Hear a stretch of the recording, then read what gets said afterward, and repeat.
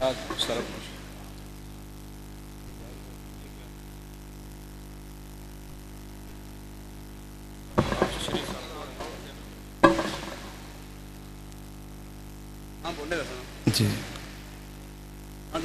جی میں بول رہا ہوں.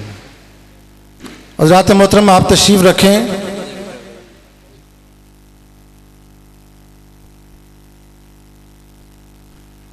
حضرت صاحب تشریف لا چکے ہیں. آپ کمال شفقت فرماتے ہیں. جب بھی گزارش کی آپ نے کمال مہربانی فرمائی. جو خوش نصیب حفاظ ہمارے اس ادارے سے آج فارغ ہو رہے ہیں ان کے سروں پر حضور پیر طریقت رہبر شریعت حضرت سراج الدین محمد ناصر گل صاحب آپ عزت کی دستار سجائیں گے. علماء کرام سے میری گزارش ہے کہ آپ حضرت صاحب کی معاونت فرمائیں. سب سے پہلے خوش نصیب حافظ صاحب جن کا تعلق حسین آباد سے ہے، حافظ صداقت حسین ولد عبد الغفار. ماشاءاللہ.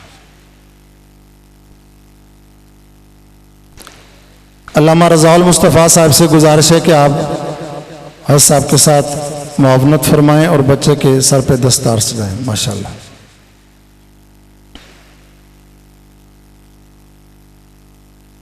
ماشاءاللہ. دوسرے خوش نصیب حافظ ہیں حافظ آصب الحسن ولد عاشق حسین جن کا تعلق ہے منکور تحصیل جن سے. علامہ مفتی عثمان جمشید صاحب سے گزارش ہے کہ آپ حضرت صاحب کے ساتھ تعاون فرمائیں، آپ کی معاونت فرمائیں.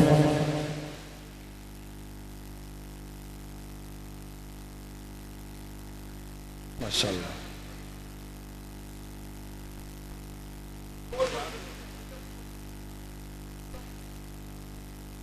تیسرے خوش نصیب حافظ ہیں حافظ آذین حسن ولد نثار احمد پنڈی گھیب سے تعلق ہے.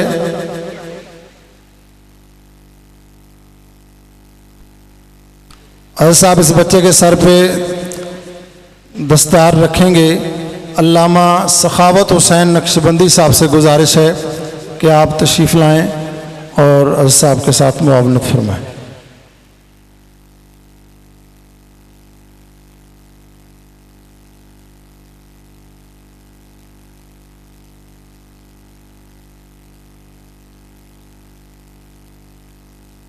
حافظ شاہد محمود ولد محمد سلیم. حافظ شاہد محمود ولد محمد سلیم. مولانا آصف صدیق صاحب سے گزارش ہے کہ آپ تشریف لائیں اور حضرت صاحب کے ساتھ دستار بندی میں معاونت فرمائیں. ماشاءاللہ.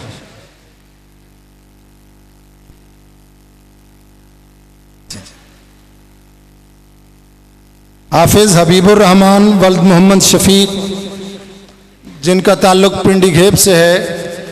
حافظ حبیب الرحمن ولد محمد شفیق. محترم علامہ مفتی ضیاء المصطفیٰ صاحب سے گزارش ہے کہ آپ تشریف لائیں.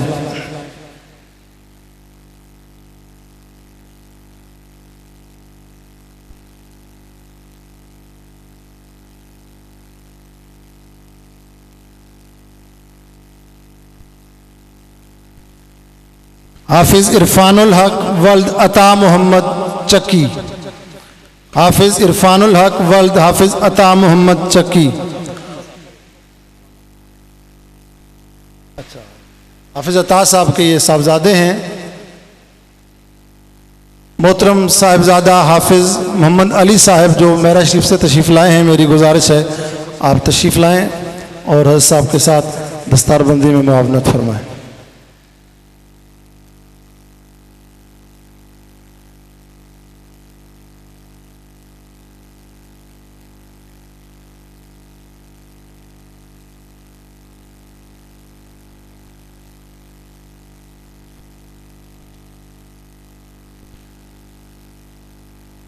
تمام آپ سے میری گزارش ہے کہ تشریف رکھیں.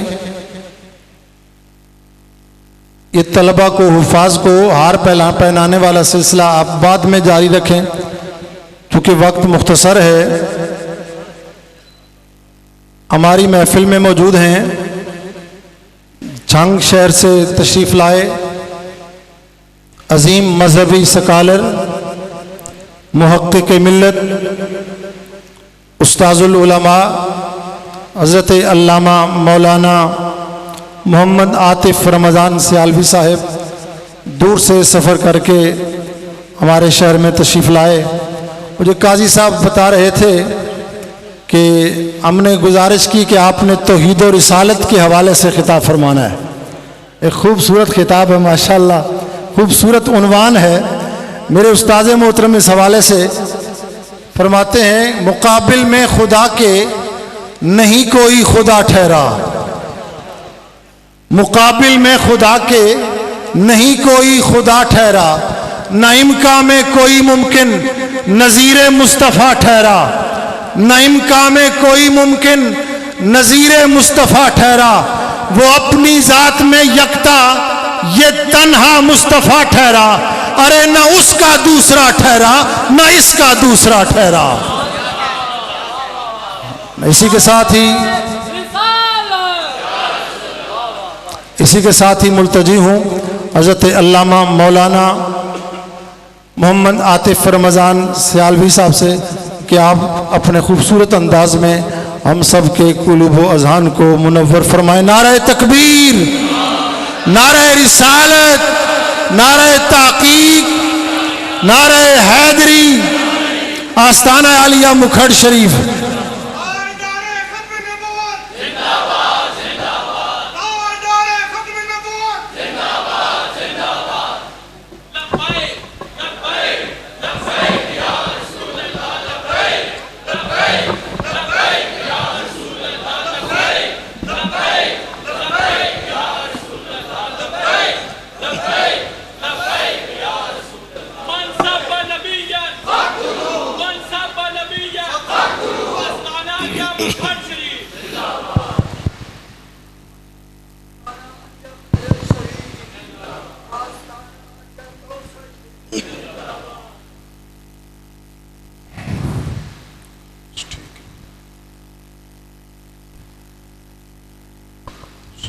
الحمد للہ رب العالمین والصلاة والسلام علی اکرم الانبیاء وسید المرسلین وعلی آلہ وصحبہ اجمعین، اما بعد فاعوذ باللہ من الشیطان الرجیم، بسم اللہ الرحمن الرحیم، قل هو اللہ احد، صدق اللہ مولانا العظیم وصدق رسولہ النبی الکریم الامین المکین الرؤوف الرحیم، ان اللہ وملائکتہ یصلون علی النبی یا ایہا الذین آمنوا صلوا علیہ وسلموا تسلیما۔ سب بڑی محبت سے، ذوق اور شوق سے درود و سلام پڑھ لیں۔ الصلاۃ والسلام، آواز کھول دیں، تھوڑا سی آواز کھول دیں۔ علیک یا سیدی یا رسول اللہ وعلی آلیک واصحابیک یا سیدی یا حبیب اللہ۔ معزز مشائخ اعظام، علماء کرام، حفاظ کرام اور عوام اہل سنت، الحمدللہ رب العالمین، ہمیں آج کی اس تقریب سعید میں حاضری کی سعادت نصیب ہوئی، جس میں قرآن پڑھنے والے بچوں کی دستار بندی کی گئی۔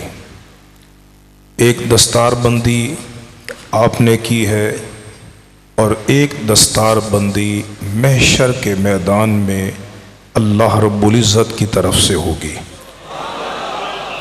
جس طرح آپ نے حفاظ کے والد کو یہاں پر دعوت دی ہے، وہاں بھی حضور صلوات و سلام کا ارشاد گرامی ہے، سنن الترمذی اور ابن ماجہ کی حدیث، اس کے والد کو وہاں بھی بلایا جائے گا اور بھرے محشر میں اسے ایک تاج اس کے سر پہ پہنایا جائے گا، اور وہ تاج اتنا حسین، روشن، منور اور تاباں ہوگا کہ میرے آقا علیہ السلام کا ارشاد گرامی ہے، ضوءہ احسن من ضوء الشمس۔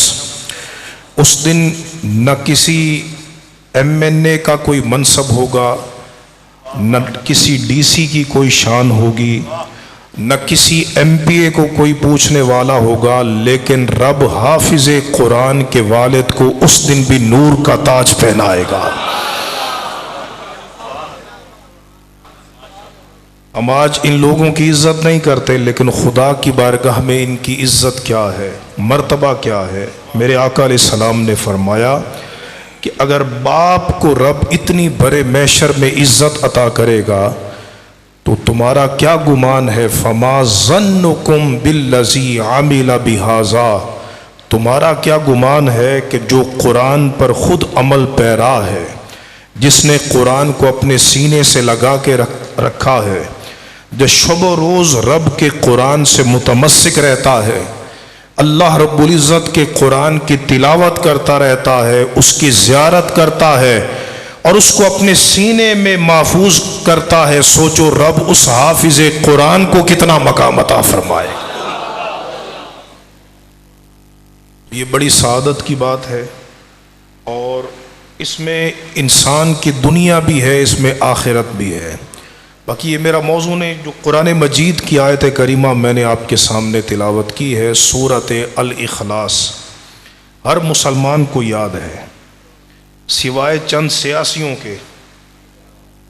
ہمارے جو سیاستدان ہیں ان کو سورۃ اخلاص بھی یاد نہیں ہوتی، لیکن الحمدللہ مسلمانوں کے بچے کو یہ قرآن مجید کی عظیم سورۃ الاخلاص یہ سینوں میں محفوظ ہے، جس میں اللہ رب العزت نے ارشاد فرمایا، قل هو اللہ احد، میرے محبوب تم فرما دو کہ وہ اللہ ایک ہے، وہ وحدہ لا شریک لہ۔ یہ سورہ مبارکہ 4 آیات پر مشتمل ہے، لیکن اس میں معانی، مطالب اور مفاہیم کا ایک سمندر ہے۔ اللہ رب العزت کے توحید کے مضمون کو جتنی جامعیت کے ساتھ، جتنی بلاغت کے ساتھ، جتنے حسین اسلوب میں اس سورہ مبارکہ میں بیان کیا گیا ہے، ایسا حسین اسلوب اور ایسی بلاغت اور فصاحت آپ کو کہیں نظر نہیں آئے گی جتنی فصاحت اور جامعیت کے ساتھ رب کائنات نے اس میں اپنی توحید کو بیان فرمایا ہے۔ اس لیے یہ مختصر ہونے کے باوجود معانی کا ایک سمندر ہے۔ میرے آقا علیہ السلام نے اس لیے تو ارشاد فرمایا، ایک آدمی ساری رات، صحیح بخاری شریف کی روایت ہے، ساری رات وہ سورۃ الاخلاص کی تلاوت کرتا رہا، الاخلاص کی۔ تو بعض لوگوں نے سمجھا کہ یہ تو مختصر صورت ہے، مختصر۔ اگر کبھی ہمارے امام صاحب بھی نماز میں سورۃ اخلاص پڑھ دیں، لوگ کہتے ہیں تو صرف سورۃ اخلاص پڑھی ہے، تو ہم اس کو مختصر سمجھتے ہیں، لیکن سنیے میرے مصطفیٰ نے کیا فرمایا، میرے آقا علیہ السلام نے کیا فرمایا۔ فرمایا اس کو بظاہر تم مختصر سمجھتے ہو، لیکن اس میں کتنے معنی ہیں، اس میں کتنے مطالب ہیں، اس میں کتنے مفاہیم ہیں، اس میں کائنات کا جو اصل الاصول عقیدہ ہے توحید خدا تعالی، اس کو کتنی جامعیت اور بلاغت کے ساتھ بیان کیا گیا ہے۔ فرمایا قل هو اللہ احد تقدیر ثلث القرآن، اس کو مختصر نہ سمجھو، یہ سورۃ اخلاص تہائی قرآن کے برابر ہے۔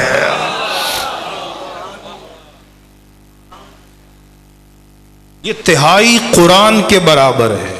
بعض نے کہا اس کا مطلب یہ ہے کہ تم سورت اخلاص ایک مرتبہ پڑھو گے تو 10 سپارے پڑھنے کا اللہ تبارک و تعالیٰ تمہیں ثواب عطا فرمائے گا. بعض نے یہ کہا، اور بعض نے یہ کہا چونکہ قرآن مجید کے مرکزی موضوعات 3 ہیں: توحید، رسالت اور معاد، آخرت. بہت سارے موضوعات ہیں قرآن مجید میں. قرآن علم کا سمندر ہے، علم کا منبع ہے، ہر شے کا علم قرآن مجید کے اندر ہے. یہ علیحدہ بات ہے ہم نے قرآن کو چھوڑ دیا، نظر انداز کر دیا، لیکن قرآن میں اللہ رب العزت کیا ارشاد فرماتا ہے؟ لیکن اللہ یشہد بما انزل الیک انزلہ بعلمہ. علماء تشریف فرما ہے، امام جلال الدین سیوطی نے الاتقان کے اندر بہت پیاری بات کہی ہے. وہ فرماتے ہیں کہ یہاں غور کرنے والی بات ہے، رب گواہی دے رہا ہے قرآن کے متعلق. اللہ رب العزت سے بڑھ کر سچا گواہ کون ہو سکتا ہے؟ ومن اصدق من اللہ قیلا، اس سے بڑھ کر کس کا سچا فرمان ہو سکتا ہے؟ وہ رب اپنی سچی کتاب میں سچی گواہی فرما رہا ہے. ہم لوگوں نے سکول کی تعلیم کے لیے قرآن کو چھوڑ دیا، قرآن کو نظر انداز کر دیا، قرآن کو تاکہ نسیان میں رکھ دیا. لیکن رب فرماتا ہے کہ اللہ گواہی دیتا ہے کہ رب نے اس قرآن کو انزلہ بعلمہ، رب نے اس کو اپنے علم کے ساتھ نازل فرمایا ہے. اللہ رب العزت کا علم پتہ ہے کیا ہے؟ اللہ رب العزت کا علم ایک ذرے کے متعلق بھی لا محدود در لا محدود در لا محدود در لا محدود ہے. ایک ذرے کے متعلق یعلم ما یرج فی الارض وما یخرج منہا وما ینزل من السماء وما یعرج الیہا، وہ سب کچھ جانتا ہے، سب کچھ اس کے علم میں ہے. سوچئے جس رب نے اپنے اس علم کے ساتھ قرآن نازل کیا تو قرآن کی عظمتوں کا عالم کیا ہوگا. قرآن علم کی کتنی عظیم کتاب ہے. تو ہم نے اس قرآن کو چھوڑ دیا، لیکن میرے آقا علیہ السلام نے بہت سارے موضوعات قرآن مجید میں ہیں. قرآن کے جو مرکزی موضوعات ہیں وہ توحید، رسالت اور آخرت ہے. بڑی کثرت کے ساتھ قرآن مجید میں جن موضوعات پر دلائل دیے گئے وہ یہ 3 موضوعات ہیں. تو اس وجہ سے نبی کریم علیہ السلام نے فرمایا کہ قل هو اللہ احد تقدر ثلث القرآن. فرمایا جو بندہ ایک مرتبہ سورت اخلاص جو ہے یہ تہائی قرآن کے برابر ہے. اور ایک دوسری روایت میں یہ ہے، یہ حدیث بھی سند کے اعتبار سے صحیح ہے اور امام مسلم نے اس حدیث کو نقل کیا ہے. ایک آدمی مسجد میں امام ہے، ان کی یہ عادت تھی، وہ ایک غزوے پر بھی گئے، وہاں بھی صحابہ کرام کی انہوں نے امامت کروائی. تو ان کی یہ عادت تھی کہ وہ ہر رکعت میں سورت الاخلاص پڑھتے تھے. ہر رکعت میں سورت الاخلاص پڑھتے، حتیٰ کہ کوئی سورت پڑھی ہے تو تب بھی ساتھ آخر میں سورت الاخلاص پڑھتے تھے. سورت الاخلاص. تو سرکار علیہ السلام کی خدمت میں جب یہ معاملہ پیش ہوا، کسی نے عرض کی حضور یہ ہر رکعت میں سورت الاخلاص پڑھتے ہیں. میرے آقا نے پوچھا، فرمایا اس سے پوچھو کہ یہ ہر رکعت میں سورت الاخلاص کیوں پڑھتا ہے؟ تو اس نے عرض کی حضور اس میں میرے مولا کی شان ہے، میرے محبوب حقیقی کی عظمتوں کا بیان ہے، رحمان کی صفات اس کے اندر بیان کی گئی ہیں، تو اس لیے مجھے سورت الاخلاص سے بڑی محبت ہے. تو میں ہر سورت، ہر رکعت کے اندر میں اس سورت کی محبت کی وجہ سے میں ہر رکعت میں اس سورت کی تلاوت کرتا ہوں. تو سنیے میرے مصطفیٰ نے کیا فرمایا. آقا فرماتے ہیں اخبروہ ان اللہ یحبہ، فرمایا اس کو خبر دے دو اگر یہ سورت اخلاص سے محبت کرتا ہے تو رب نے بھی اس کو اپنا محبوب بنا لیا ہے.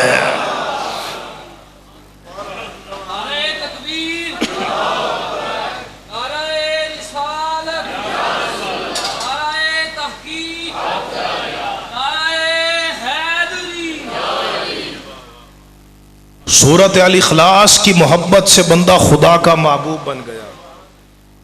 ایک چھوٹا سا منصب ہے کہ اللہ رب العزت محبت فرما رہا ہے. تو اگر بندہ صورت الاخلاص سے محبت کرے تو رب محبوب بنا لیتا ہے. جو پورے قرآن سے محبت کرے رب اس کو کتنی شان عطا فرمائے گا, اس کا مقام و مرتبہ کتنا بلند ہوگا. کیا فرمایا؟ قل هو اللہ احد. آپ اگر میرا ساتھ دیں گے, میرا گلا شدید متاثر ہے لیکن آپ ساتھ دیں گے انشاءاللہ کرم ہوگا اور چلتے رہیں گے, تو توجہ سے سماعت فرمائیے گا. میں تقریباً 7-8 گھنٹے کا سفر بھی کر کے آیا ہوں, مسلسل تھکاوٹ بھی ہے, تو توجہ آپ کی چاہیے بس اور کچھ نہیں. کیا فرمایا؟ قل هو اللہ احد. کتنی لطیف بات ہے. توحید کا مضمون رب اپنے محبوب کی زبان سے بیان کروا رہا ہے. قل حبیب تو کہہ دے. یہ مضمون یوں بھی تو ہو سکتا تھا هو اللہ احد, وہ اللہ ایک ہے, لیکن کیا فرمایا؟ قل هو اللہ احد. محبوب آپ کہہ دیں کہ وہ اللہ ایک ہے.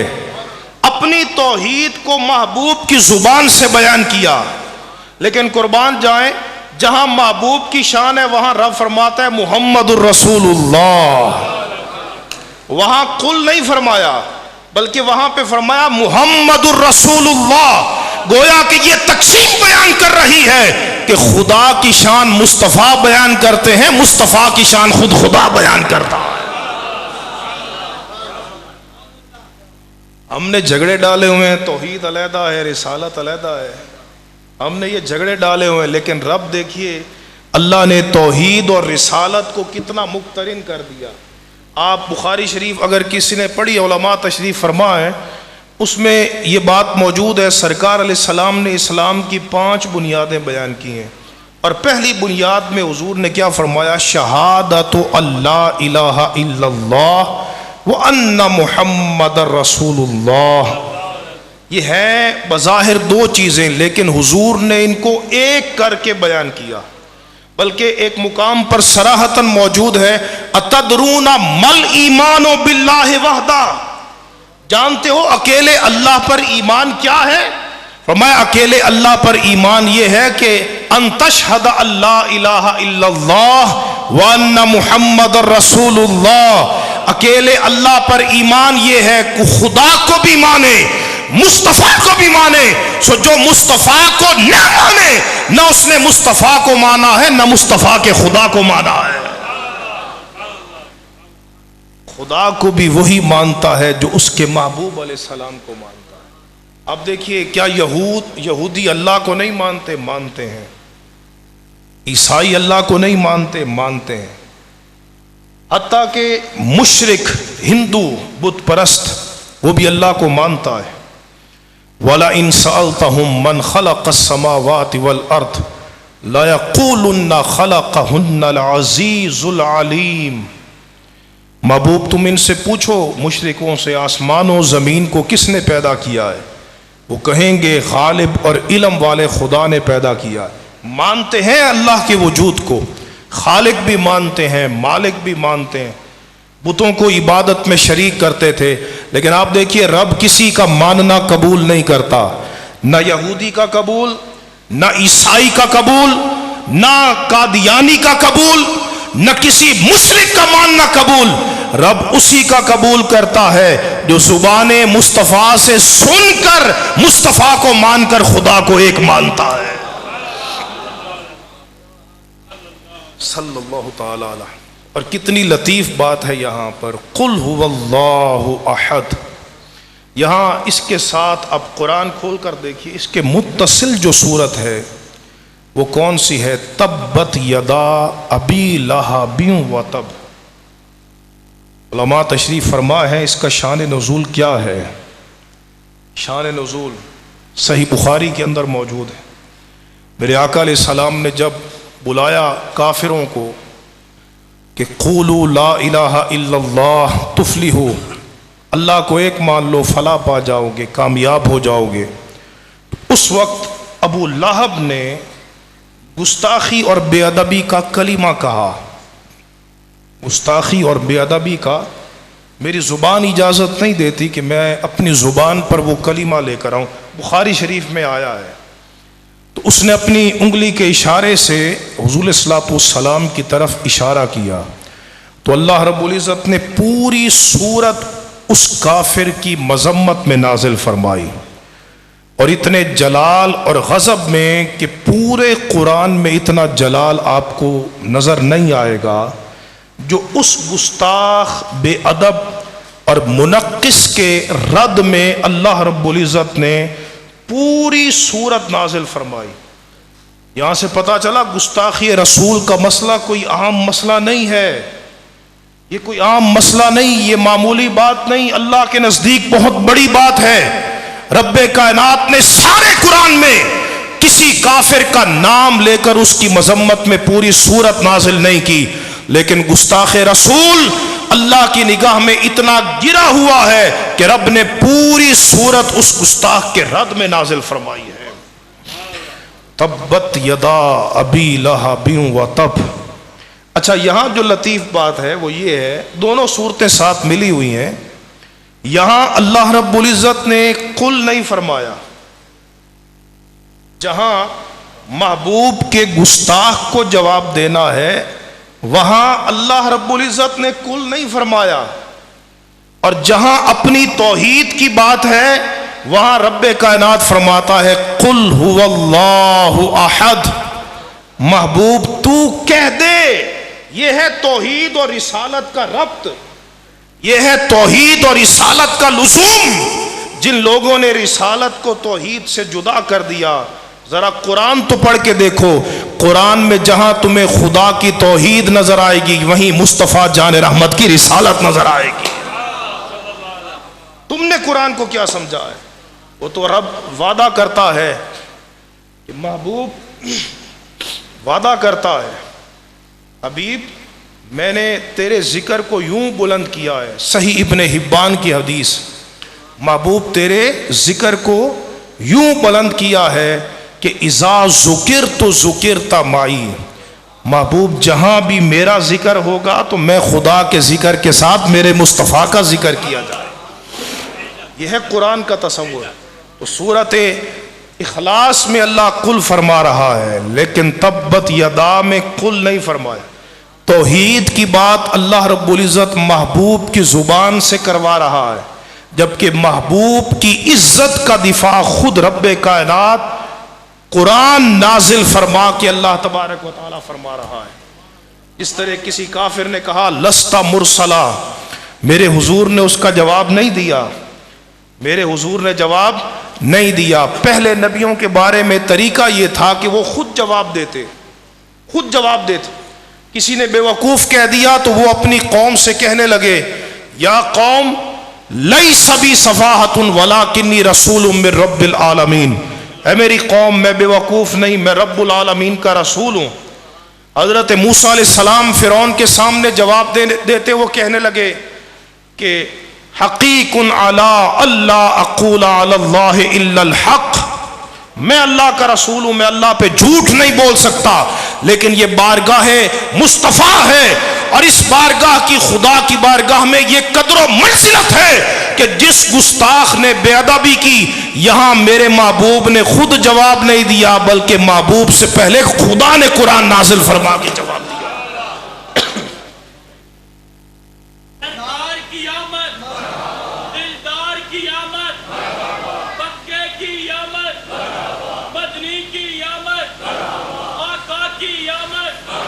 کسی نے کہا لست مرسلا، الیاذ باللہ آپ رسول نہیں.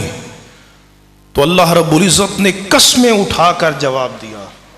بہت بڑی بات ہے بھائی. پتہ نہیں آپ شاعری سنتے ہیں، آپ تو طلباء ہیں، آپ کو تو علم کے ساتھ محبت ہونی چاہیے، ایک علمی درس میں بیٹھے ہیں.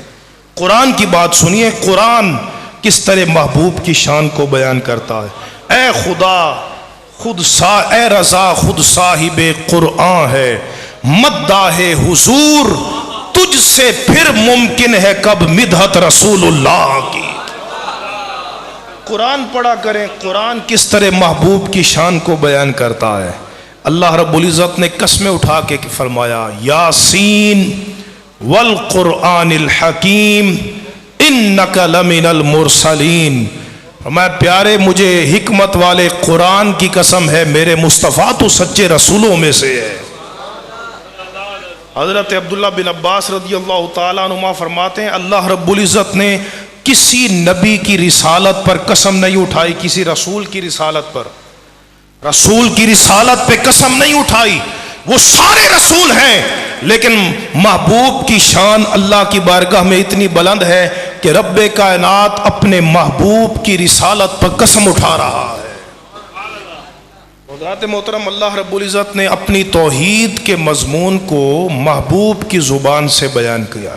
کیا فرمایا؟ قل، محبوب تم کہہ دو وہ اللہ ایک ہے، وہ اللہ ایک ہے، وہ اللہ موجود بھی ہے، وہ وحدہ لا شریک لہ بھی ہے. وہ موجود بھی ہے، وہ وحدہ اپنی ذات میں بھی یکتا ہے. احدن، یہ جو لفظ ہے اس کا مطلب یہ کہ ہر اعتبار سے وہ یکتا ہے.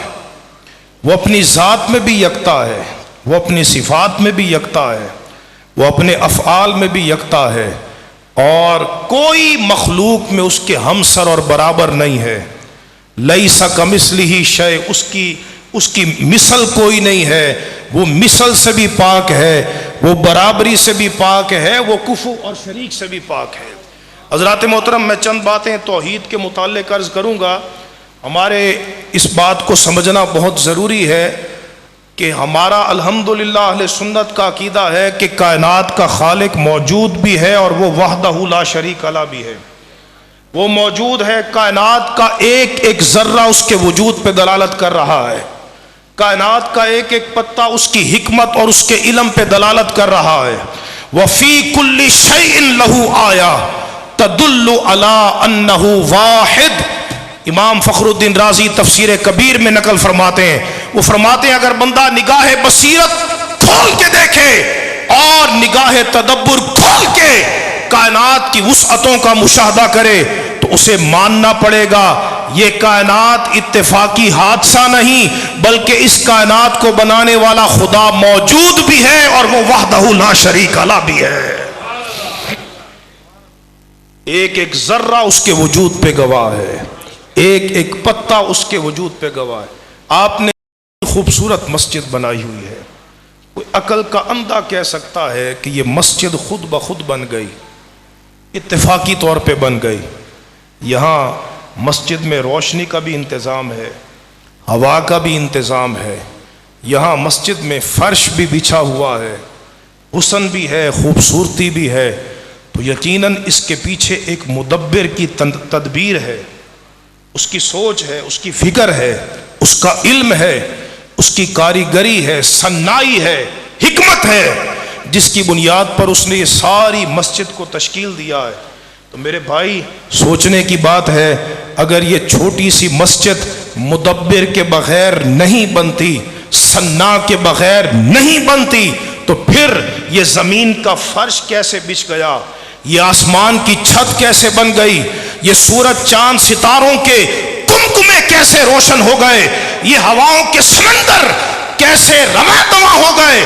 قرآن کہتا ہے ان فی خلق السماوات والارض واختلاف اللیل والنہار لآیات لأولی الالباب، کہ اگر تمہارے اندر عقل ہے نا تو پھر یہ بات تمہیں ماننے پر مجبور کر دے گی. آسمان کو بنانے والا بھی اللہ ہے، زمین کو بچھانے والا بھی اللہ تبارک و تعالی ہے. دور نہ جائیے، ہمیں بہت دور جانے کی ضرورت نہیں. قرآن نے جو چند چیزوں کو بطور نشانی کے بیان کیا ہے، اس کو دیکھ کر ہر انسان مان جائے گا میرا خالق بھی ہے، وہ وحدہ لا شریک لہ بھی ہے. اب دور نہ جائیے، اپنی ذات میں غور کیجئے. صوفیاء کہتے ہیں من عرف نفسہ فقد عرف ربہ، جو اپنے آپ کو پہچان گیا وہ اپنے مولا کو پہچان گیا.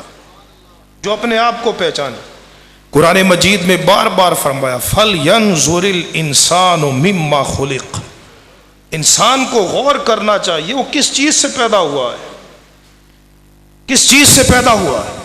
وَفِي الْأَرْضِ آیَاتٌ لِّلْمُوقِنِينَ، آج توحید سنو سنی کی زبان سے، خدا کی توحید کیا ہوتی ہے، اور تمہیں پتہ چلے گا توحید کا فیض بھی اسی عقیدے میں ہے، رسالت کا فیض بھی اسی عقیدے میں ہے۔ وَفِي الْأَرْضِ آیَاتٌ لِّلْمُوقِنِينَ وَفِي أَنفُسِكُمْ أَفَلَا تُبْصِرُونَ، اللہ فرماتا ہے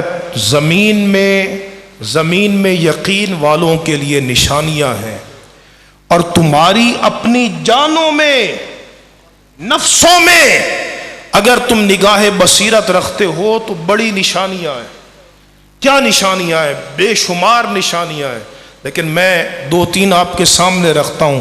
ایک نطفے سے انسان کی ابتدا ہے، پلید، حقیر، مہین، ذلیل پانی کے نطفے سے، پلید پانی کے نطفے، کپڑے پہ لگ جائے کپڑا پلید، بدن پہ لگ جائے بدن پلید، اور آج سائنس کہتی ہے کہ اس نطفے کا بھی ایک باریک سا جرثومہ ہے جو بظاہر نظر نہیں آتا، یہ انسان کی پہلی بنیاد ہے۔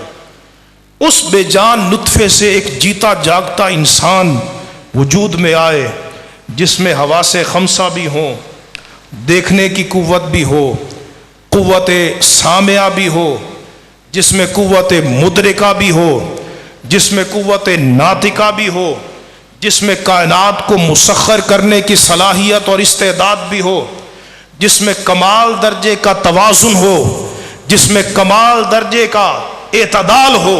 الذی خلقک فسواک فعدلک، فرمایا وہ جس نے تجھے پیدا کیا ہے اور سیدھا بنایا ہے اور تیرے اعضاء میں توازن رکھا ہے، اعتدال رکھا ہے۔ اگر ایک ہاتھ بڑا ہوتا ایک چھوٹا ہوتا، ہماری شخصیت میں کتنی بدنمائی آتی، ایک آنکھ اوپر ہوتی ایک نیچے ہوتی، ہماری شخصیت میں کتنی بدنمائی آتی۔ اس رب نے ہمیں صرف پیدا نہیں کیا، بلکہ رب نے اعتدال اور توازن رکھ کے اللہ نے ہماری شکلوں کو احسن تقویم بنا دیا ہے۔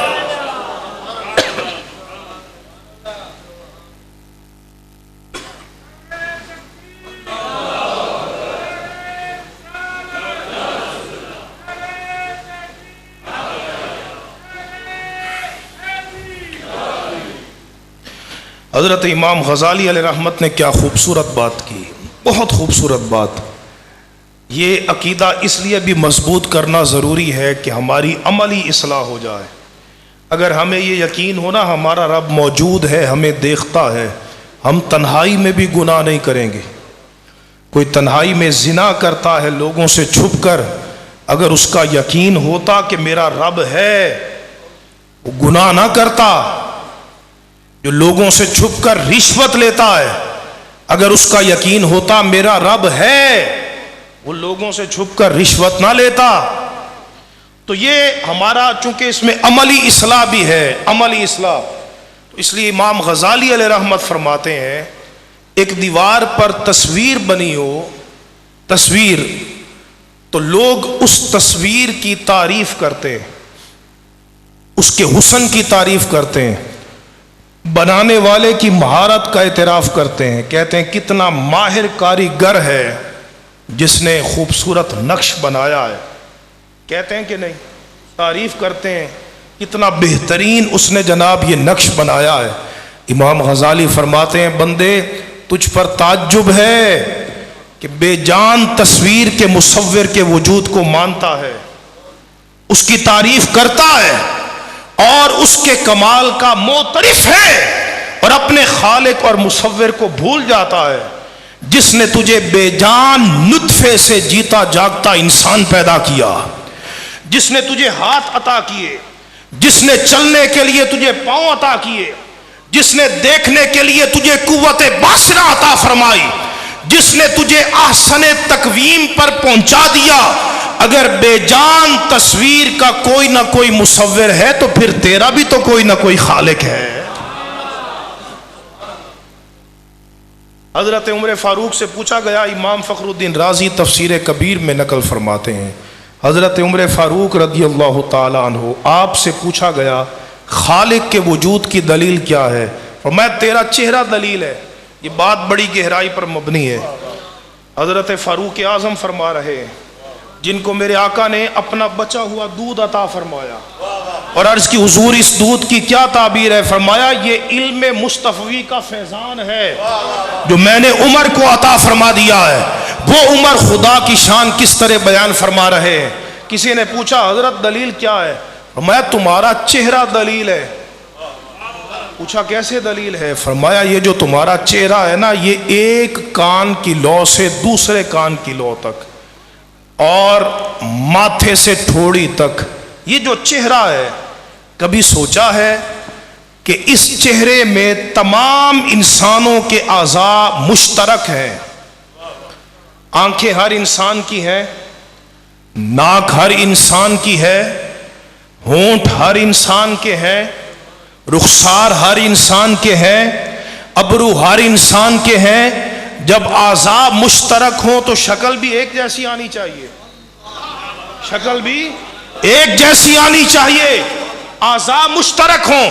لیکن فرمایا کتنی بڑی دلیل ہے یہ تیرے خالق کے وجود کی کہ جس نے اعضاء کے اشتراک کے باوجود جیسے چاہا تجھے ماں کے پیٹ کے اندر شکل اور صورت عطا فرمایا۔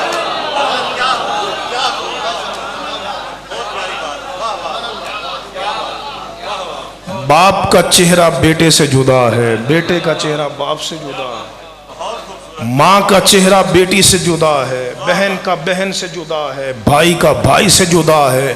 یہاں کتنے انسان بیٹھے ہیں، کسی ایک کی شکل دوسرے سے نہیں ملتی، مشرق والوں کی مغرب والوں سے نہیں ملتی، اولین کی آخرین سے نہیں ملتی۔ یہ کوئی تو ہے قدرت والا، یہ کوئی تو ہے علم والا، یہ کوئی تو ہے تدبیر والا جو ماں کے پیٹ میں جیسے چاہتا ہے انسان کو شکل صورت عطا کرتا ہے۔ قرآن پڑھ کے دیکھ، تیرا رب کہتا ہے هو الذی یصورکم فی الارحام کیف یشاء، فرمایا وہ تیرا رب ہے کہ جو ماؤں کے رحموں میں جیسے چاہتا ہے تمہیں شکل اور صورت عطا فرما دیتا ہے۔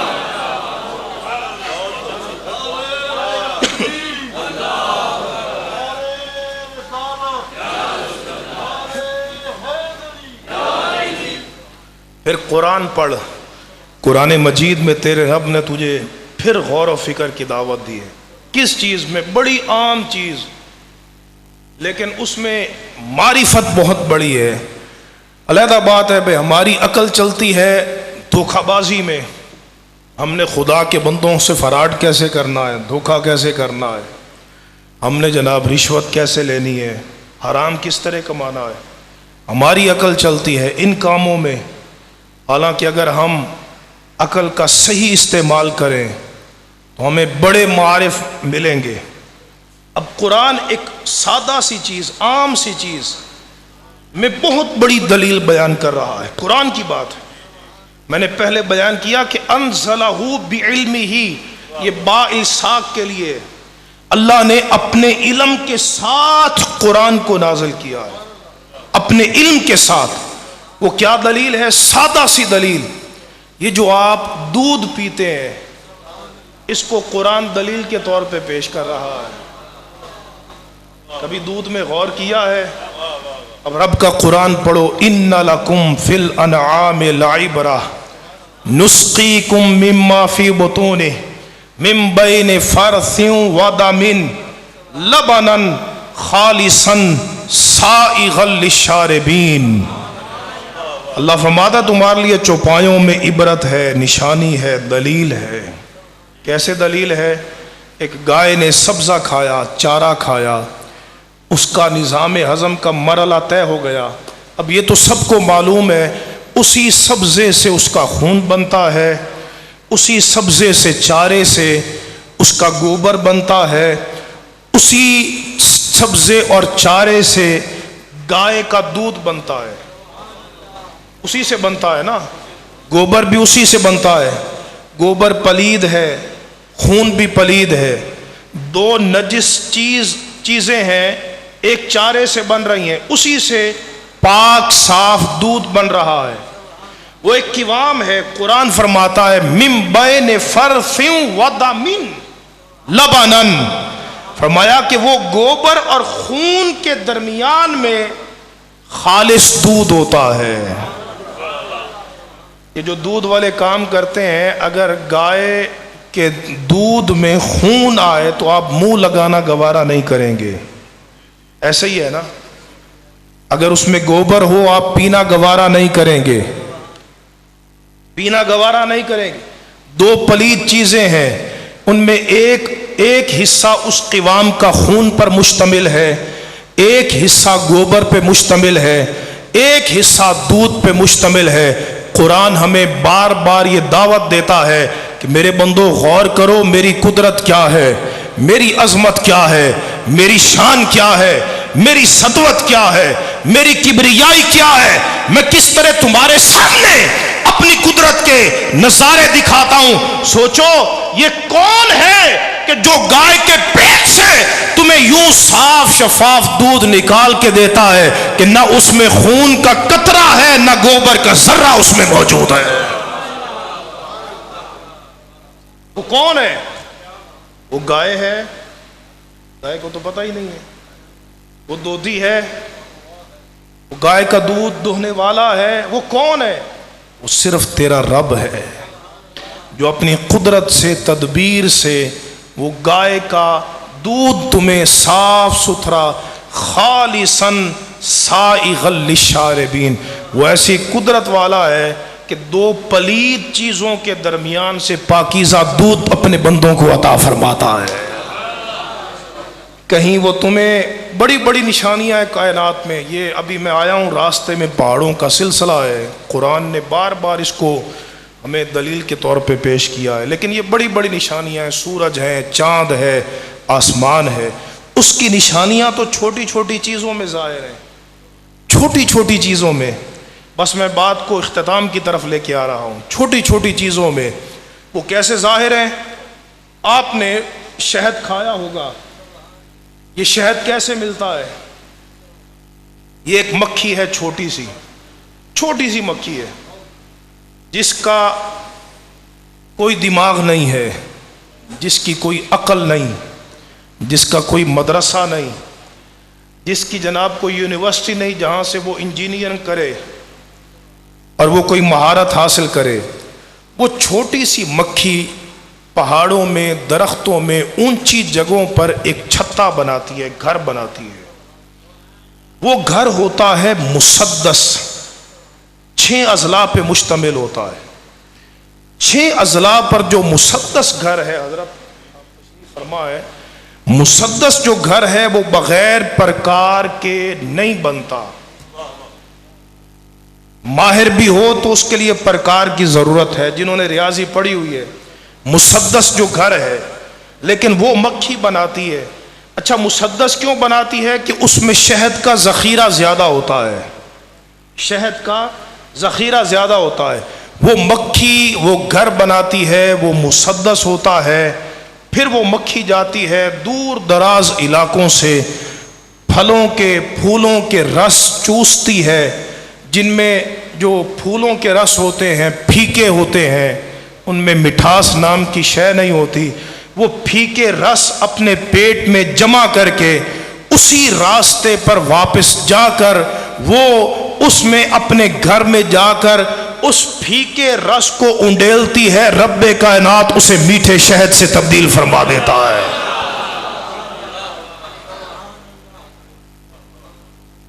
اب اسے میٹھے شہد سے. اب قرآن ہمیں یہ دعوت دیتا ہے سوچنے کی. ہم نے کبھی قرآن پڑھا ہو تو تب نا، ہمیں تو فرصت ہی نہیں ہے. یہ تو موت کے بعد پتا چلے گا قرآن کتنی عظمتوں والی کتاب ہے، موت کے بعد. لیکن ابھی سمجھ جائیں تو بہتر ہے. قرآن سے تعلق جوڑ لیں تو اللہ کی عزت کی قسم قرآن تمہاری قبر میں بھی کام آئے گا، قرآن محشر میں بھی تمہارے کام آئے گا. قرآن مجید نے یہ بات بیان کی. سوچو یہ مکھی جس میں عقل نہیں، جس نے کہیں سے پڑھا نہیں، یہ اس کو گھر کس نے سکھا دیا؟ گھر بنانا کس نے سکھا دیا؟ یہ کس نے سکھایا کہ مسدس بنائے؟ یہ کس نے سکھایا؟ دور دراز علاقوں سے جا کر رس چوس کر آئے. یہ کس نے سکھایا کہ وہ رس واپس اس چھتے میں انڈیل دے؟ تو قرآن کہتا ہے وَأَوْحَى رَبُّكَ إِلَى النَّحْلِ أَنِ اتَّخِذِي مِنَ الْجِبَالِ بُيُوتًا. فرمایا اس میں نہ مکھی کا کمال ہے نہ چھتے کا کمال ہے، یہ تیرے رب کا کمال ہے جس نے مکھی کے دل میں یہ بات ڈالی کہ جا کر وہ رس چوستی بھی ہے اور اس کو جا کر شہد کی صورت میں وہاں پہ انڈیل بھی دیتی. تو میرے بھائیوں یہ کائنات میں دلائل ہیں. کہیں رب اونٹ کو بیان کرتا ہے، کہیں آسمان کی وسعتوں کو، لیکن پتہ ہے کائنات میں جو سب سے بڑی دلیل ہے کائنات کی، اب میں تھوڑی سی رسالت کی بات کروں گا. کائنات میں جو سب سے بڑی دلیل ہے اللہ رب العزت کے وجود کی، یہ مضمون بڑا توجہ طلب ہے. اللہ رب العزت اس کو نعرہ تکبیر، نعرہ رسالت، نعرہ تحقیق، علماء اہل سنت، نعرہ حیدری.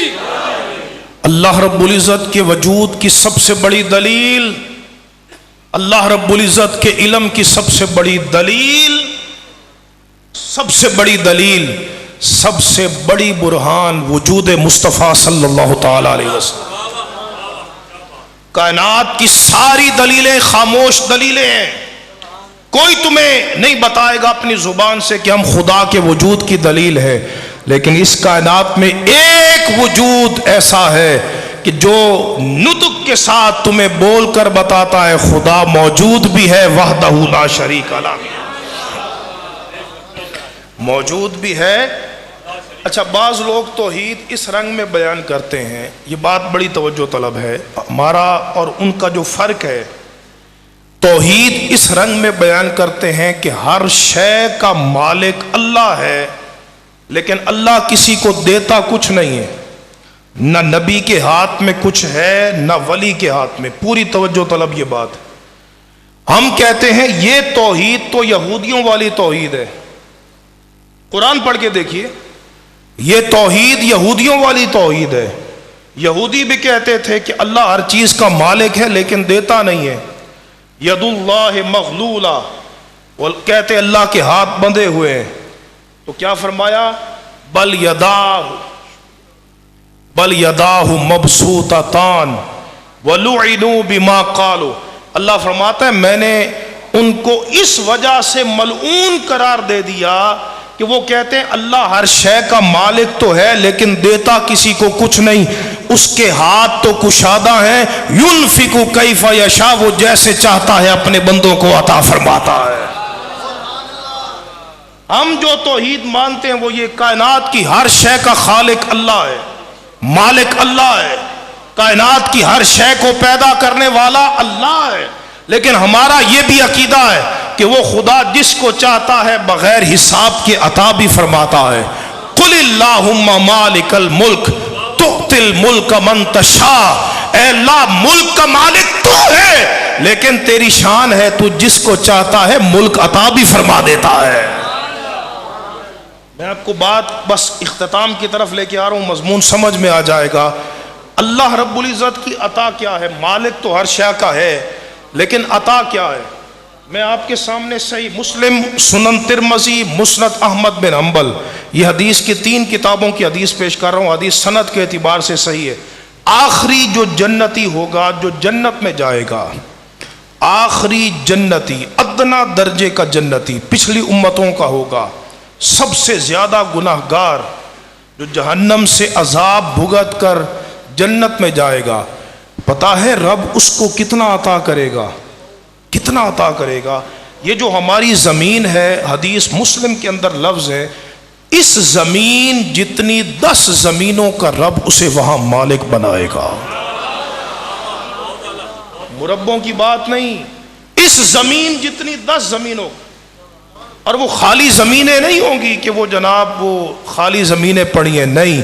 قرآن فرماتا ہے وَإِذَا رَأَيْتَ ثَمَّ رَأَيْتَ نَعِيمًا وَمُلْكًا كَبِيرًا.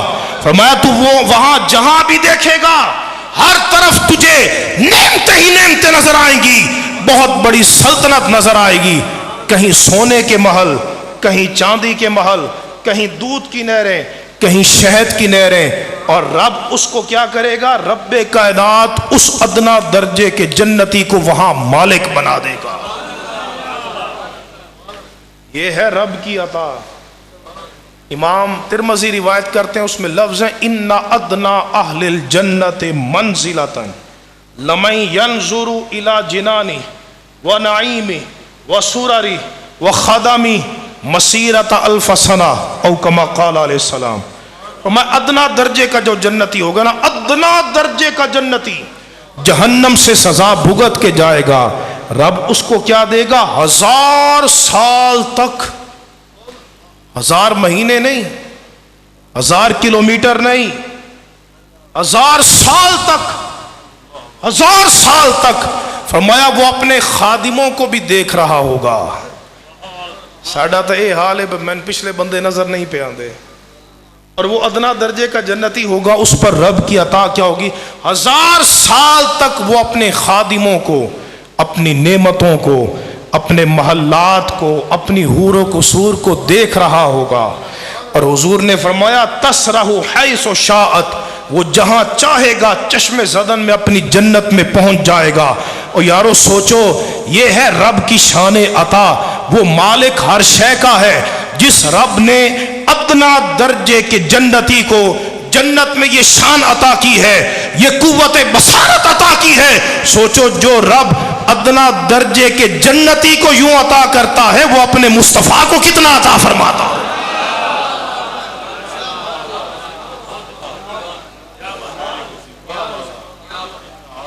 انا اعطیناک الکوثر، وہ تو ادنا درجے کا جنتی ہے۔ میرے آقا علیہ السلام کی تو یہ شان ہے، جنت کے دروازے بند ہیں، نبی بھی کھڑے ہیں، مسلم شریف کی روایت ہے، اور امتیں بھی ساری کھڑی ہیں، اور کسی کو یہ جرت بھی نہیں ہو رہی کہ جا کے جنت کے دروازے پہ دستک دیں۔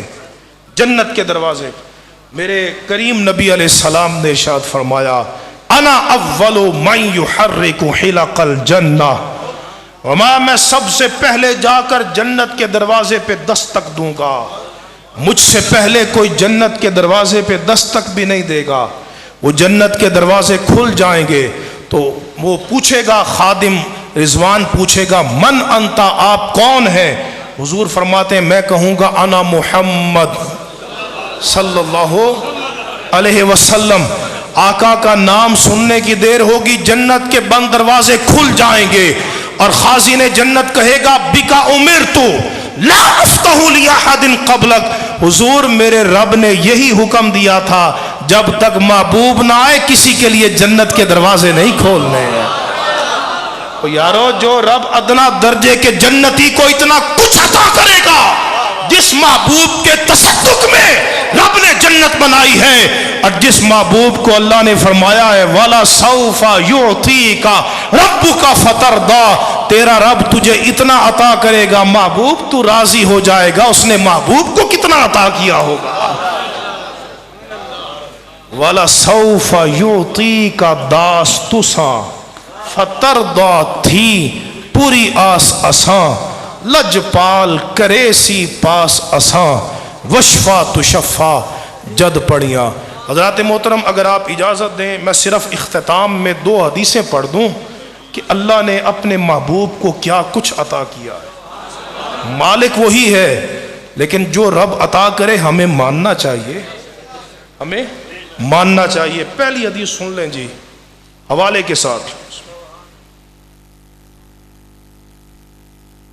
سنن الترمذی کتاب التفسیر، سورۃ صاد کی تفسیر میں امام ترمذی نے 3 حدیثیں نقل کی ہیں، 3 حدیث، 3 سندوں کے ساتھ حدیثیں نقل کی، اور امام ترمذی فرماتے ہیں کہ میں نے گلاں یاد رکھیا کرو یار، ساڈے سنی بول بڑے ویندے نے، اس ٹائم عقیدے دی گل ہوئے نا بالکل سن، کوئی جواب نہیں۔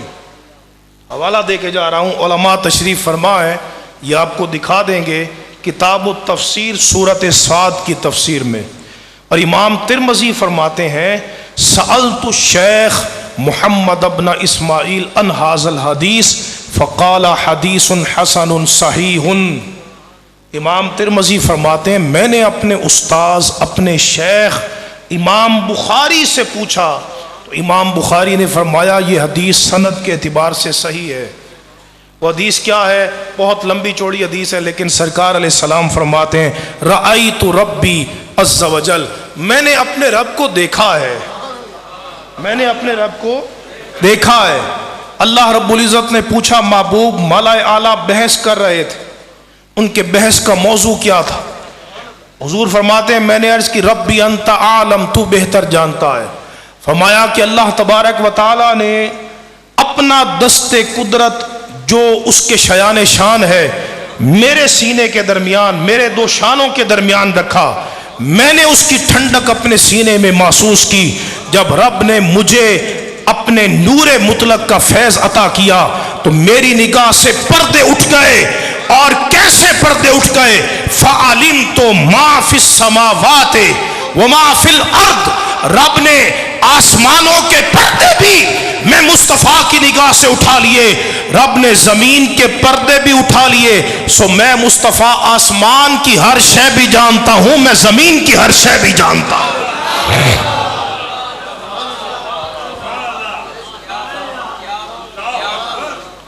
فَعَلِمْتُ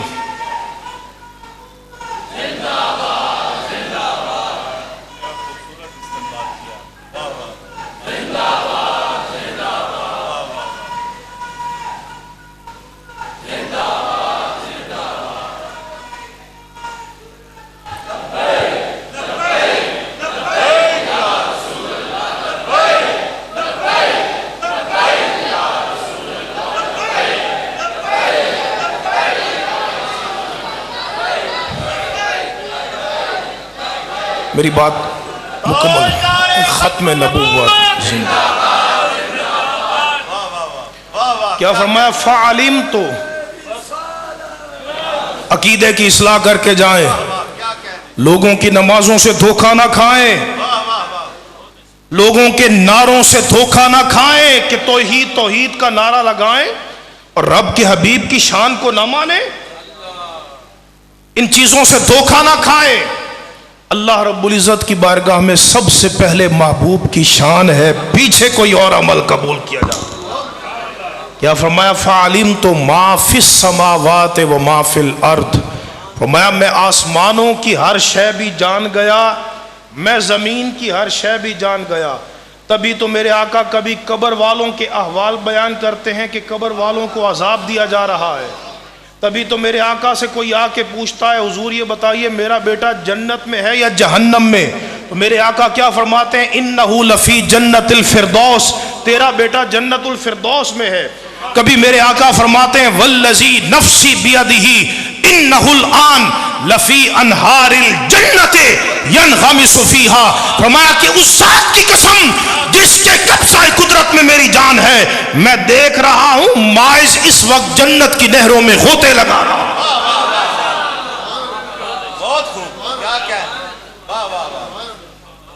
اور کیا فرمایا؟ فَعَلِمْتُ مَا بَيْنَ الْمَشْرِقِ وَالْمَغْرِبِ، مشرق مغرب کے مابین جو کچھ تھا میں جان گیا۔ فَتَجَلَّى لِي كُلُّ شَيْءٍ، یہ لفظ کل موجبہ کلیہ کا سور ہے، علماء تشریف فرمائے ہر شے کو۔ اور علامہ تفتازانی بیان کرتے ہیں لفظ کل کی اضافت جب نکیرہ کی طرف ہو جائے، شیئن نکیرہ کی طرف ہو جائے تو یہ اعم العام بن جاتا ہے۔ اعم العام، رب نے کیا عطا کیا؟ فرمایا کائنات کی ہر شے مجھ پر روشن ہو گئی اور میں مصطفیٰ اس کو پہچانتا ہوں۔ ارے تم کہتے ہو نبی کل کی بات نہیں جانتا، نبی کو دیوار کا علم نہیں، یہ خدا کی توحید بیان کرتے ہو۔ وہ ڈرتے ہیں کہ کہیں حضور کے علم سے کہیں اللہ کی شان میں کمی نہ آ جائے۔ ہم کہتے ہیں کہ ظالموں، اللہ کی شان میں کمی نہیں آئے گی، بلکہ جتنی حضور کی شان بیان کرو گے اتنی خدا کی شان ظاہر ہوگی۔ کیوں؟ جس کے بندے کے علم کی یہ شان ہے، اس خدا کے علم کی شان کا عالم کیا ہوگا؟ عطا کرنے والے خدا کے علم کی شان کا عالم کیا ہوگا؟ دوسری حدیث، یہ بھی صحیح بخاری میں، میرے کریم نبی علیہ السلام نے فرمایا اعطیت بمفاتیح خزائن الارض، فرمایا مجھے زمین کے خزانوں کی چابیاں عطا فرما دی گئی ہیں۔ یہ میں صحیح بخاری پڑھ رہا ہوں، مسند احمد بن حنبل کو اٹھائیں تو اس میں ہے اعطیت بمقالید الدنیا، مجھے ساری دنیا کے خزانوں کی چابیاں، ساری دنیا کے خزانوں کی چابیاں عطا فرما دی گئی ہیں۔ تیسری روایت میں لفظ ہیں اعطیت بمفاتیح خزائن السماء والارض، مجھے آسمانوں کے خزانوں کی چابیاں بھی عطا کر دی گئی ہیں، اور مجھے زمین کے خزانوں کی چابیاں بھی رب نے میں مصطفیٰ کو عطا فرما دی ہیں۔ نہیں سمجھے آپ کو سمجھانا پڑے گا۔ امام فخر الدین رازی یہاں پہ بڑی لطیف بات کرتے ہیں، وہ کہتے ہیں یہاں حضور فرمایا ہے اعطیت، یہ عطا سے ہے، اور عطا کا مطلب ہوتا ہے مالک بنانا۔ جو اللہ نے فرمایا نا انا اعطیناک الکوثر، اس کے تحت بیان کرتے ہیں کہ اعطاء اور ایطاء میں فرق کیا ہے۔ اعطاء میں فرق یہ ہے کہ بندہ دے کے مالک بنا دیتا ہے کہ میں تو مالک ہی کہوں گا کہ ہو مالک کے حبیب، یعنی محبوب و محب میں نہیں میرا تیرا۔ اللہ نے صرف چابیاں عطا نہیں کی بلکہ رب نے محبوب کو مالک بنا دیا۔ میرے مصطفیٰ تو جیسے چاہے جس کو چاہے جتنا عطا فرما دے۔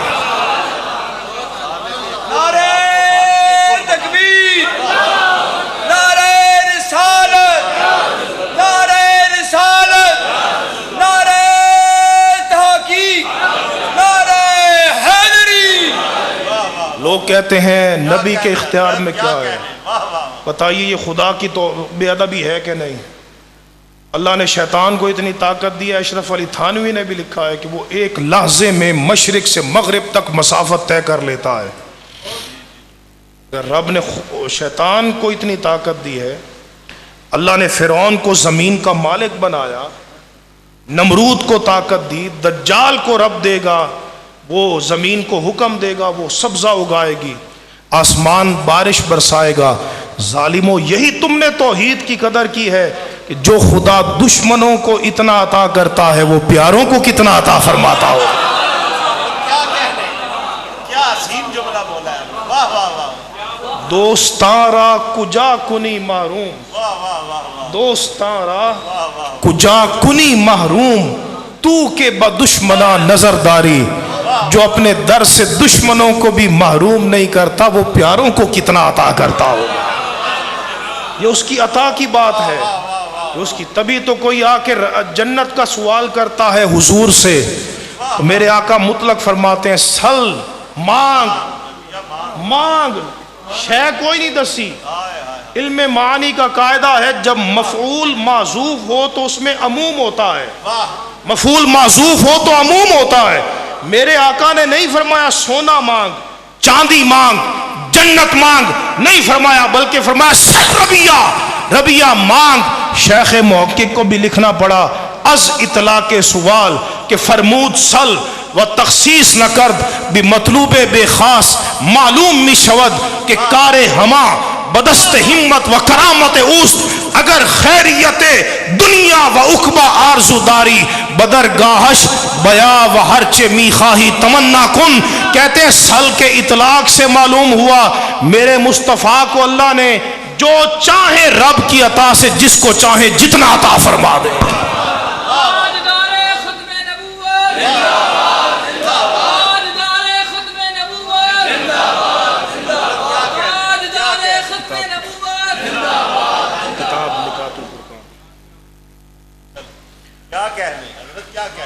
میری حاضری قبول فرمائے الحمدللہ وآخر دعوانا ان الحمدللہ۔ یہ میری پوری تفسیر ہے الحمدللہ نکات الفرقان فی شان حبیب الرحمن، 5 جلدوں میں قرآن مجید کی آیات کی روشنی میں نبی کریم علیہ السلام کی عظمتوں کے نکات دلائل کے ساتھ حوالہ جات کی تخریج کے ساتھ میں نے بیان کیے ہیں۔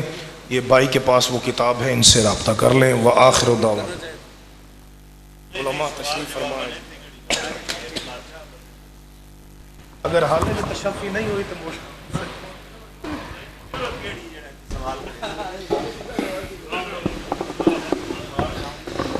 صلاۃ السلام ہوگا، اس کے بعد دعا ہوگی، پھر اپنی جگہوں پہ تمام حضرات نے تشریف رکھنی ہے. حفاظ کرام جن کی سروں پہ عاجزت کی دستار سجائی گئی ان کی طرف سے مٹھائی جو ہے وہ تقسیم کی جائے گی، پھر اذان ہوگی، نماز ہوگی، اور نماز کے بعد باقی تواضع کا آپ کے جو اہتمام کیا گیا وہ آپ کو مل جائے گا. مصطفیٰ جان رحمت پہلا کو سلام، شمع بز میں ہدایت پہلا، آسیوں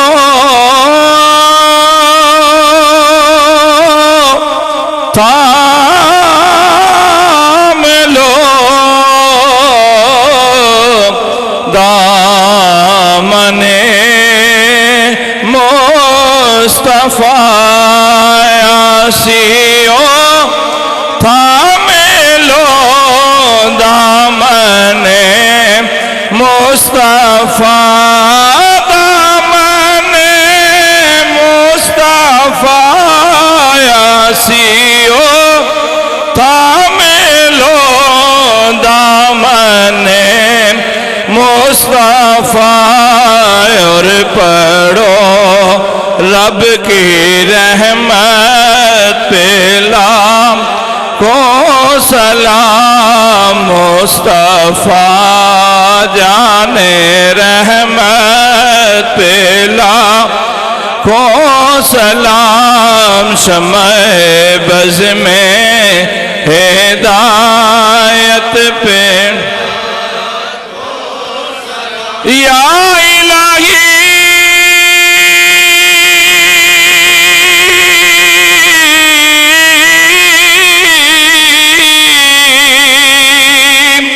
صدقہ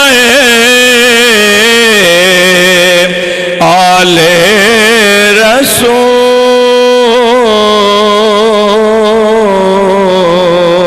رسول، اور یہ سلام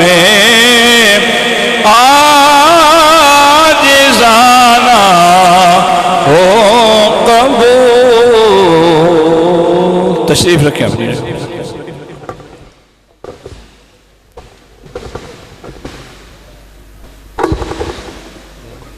آمین. اللہم صلی علی محمد وعلی آل محمد صلاة تنجینا بها من جمیع الاحوال والآفات وتقدیرنا بها جمیع الحاجات وتطہرنا بها من جمیع السیئات وترفعنا بها عندك على الدرجات وتبلغنا بها أقصى الغایات من جمیع الخیرات فی الحیات وبعد الممات. ربنا اغفر لنا ولإخواننا الذين سبقونا بالإيمان ولا تجعل في قلوبنا غلا للذين آمنوا ربنا إنك رؤوف رحيم.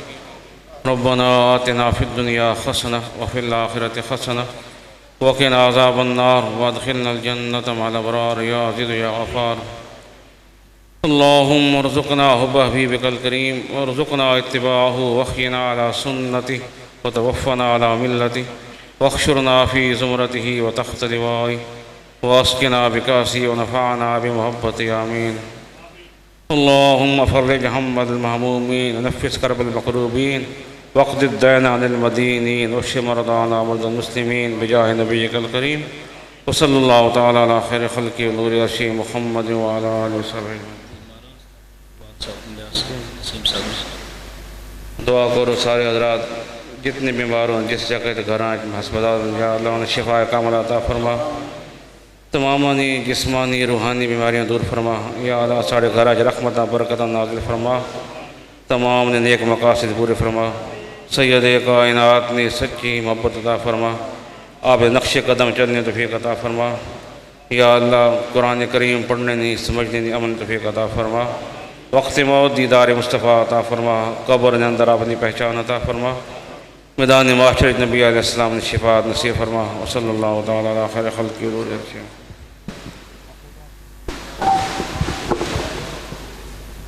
آپ نے اپنی جگہ تشریف رکھ سو جی. مٹھائی نہ لنگر تقسیم ہو سے اس کے بعد اذان اسی پھر نماز جی.